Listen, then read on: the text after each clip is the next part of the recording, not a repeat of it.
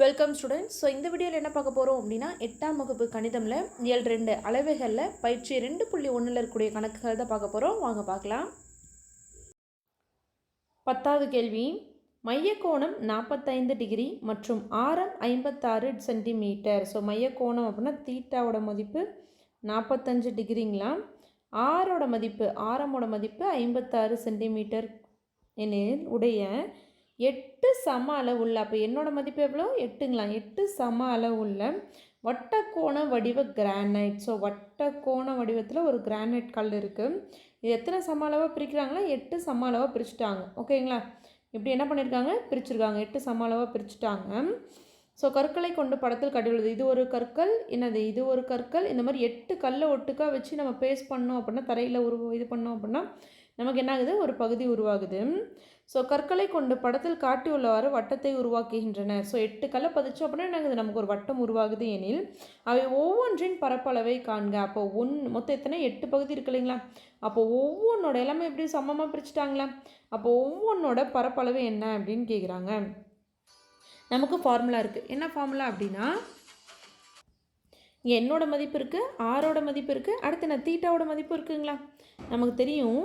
So நமக்கு வந்து தீட்டாவோட மதிப்பு என்னோட மதிப்பும் கொடுத்துருந்தாங்க அப்படின்னா,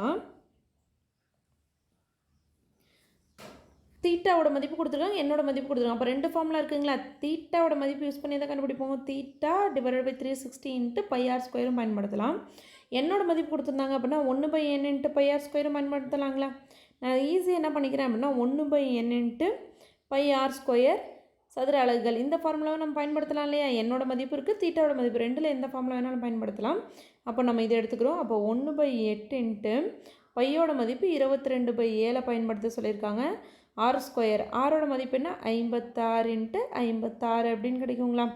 இப்போ என்ன பண்ணோம் அப்படின்னா, நம்ம வந்து 7ஆம் வாய்ப்பாடில் 56 வருமா அப்படின்னு சொல்லி பார்க்கணும். ஸோ 7ஆம் வாய்ப்பாடு 7 8 எவ்வளோ, 7ஆம் வாய்ப்பாடில் 56 வருங்களா. ஸோ 7 8 56. ஸோ 7 இன்ட்டு 8 56, 7 இன்ட்டு 9 63 அப்படின்னு கிடைக்கும் இல்லைங்களா. அதே மாதிரி 8ஆம் வாய்ப்பாடில் 56 எத்தனை தடவை அப்படின்னா, 8ஆம் வாய்ப்பாடில் ஒரு தடவை 8, 7 தடவை 56. அப்போ மீதி என்ன இருக்குது பாருங்கள், 22 இன்ட்டு 8 இன்ட்டு 7ன்னு இருக்குது. ஸோ அப்போ 22 இன்ட்டு 8 இன்ட்டு 7 என்னது 56ங்களா. அப்போ 56ஓட நம்ம 22 பெருக்கிறோம். 6 2 12 மீதி 1, I 2 10 + 1 11 வந்துடுங்களா. அதே மாதிரி 6 2 12 மீதி 1, I 2 10 + 1 11. இது கூட்டினா என்ன 2 3 2 1. ஸோ அப்போது 1232 சென்டி, நம்ம கொஸ்டின் என்ன கொடுத்துருந்தாங்க, சென்டிமீட்டர் தானே கொடுத்துருக்காங்க. இப்போ 1232 சென்டிமீட்டர் ஸ்கொயர்னு வரும்.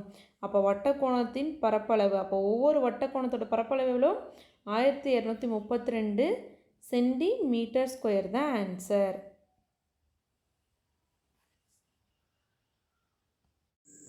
இந்த வீடியோவில் உங்களுக்கு எதாவது டவுட் இருந்துச்சு அப்படின்னா கமெண்டில் கேளுங்க.